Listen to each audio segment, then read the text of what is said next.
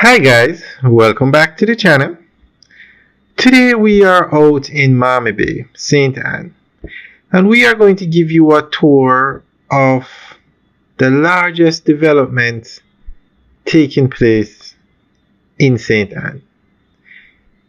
This development is 740 acres. This is just phase one that we're showing you. This is the CHEC Mammee Bay Roaring River development. Now, when you guys think of developments, let's say you were to think of the number one development in each parish. What development would you think of for St. Anne? When I think of St. Anne, I think of this development. There is also another massive development, the Parasitic Beach Club out in Richmond, but it's not. In terms of acres, that one isn't as large as 740 acres. This one is going to cover more land. So I think this is the number one development. Now there are a lot of developments taking place in St. Anne. So guys, what do you think the number one development is in St. Anne? And another parish, you would have a hard time finding the number one. Well, another parish that has a lot of developments is Montego Bay. To pick the number one development in Montego Bay there would be a lot to choose from. But we'll talk about that in another video. So this is Mammee Bay. Now, this land, China Harbour Engineering Company was coming to Jamaica to build a Highway 2000, which is just above where these houses are being built. And it was the most expensive development ever undertaken, capital expenditure development in Jamaica. Highway ended up costing 1.1 billion US dollars, and this is back in 2000, somewhere in the area of 2006. 1.1 billion. So in today's dollars, that's even more. And CHEC said, we'll come and build a highway. We will pay to build a highway. We will pay off the French company that started the highway, but they weren't able to finish it. We'll pay them. We'll pay the government back all the money they put in, and we will build it. And China Harbour Engineering Company, one of the largest contractors in the world, said, in addition,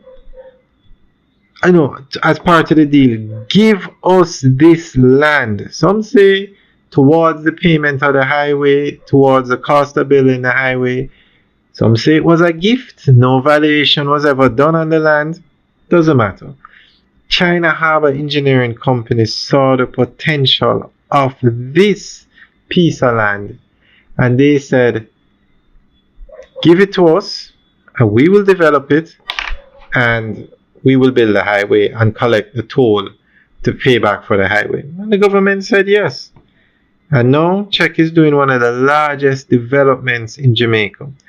And what we're looking at is phase one. Phase one is completely sold out. I'm not sure how much the units went for, but it is sold out. And I must say, it is at an ideal location. When it comes on to real estate, it's all about location, location, location. Mammee Bay is 1 minute from Ocho Rios, 1 minute from Draxall. Perfect location. So we're going to go through an article that gives more information on this development. The China Harbour Engineering Company has embarked on one of the largest and most ambitious real estate developments in Jamaica with its Mammee Bay project, located in the parish of St. Anne.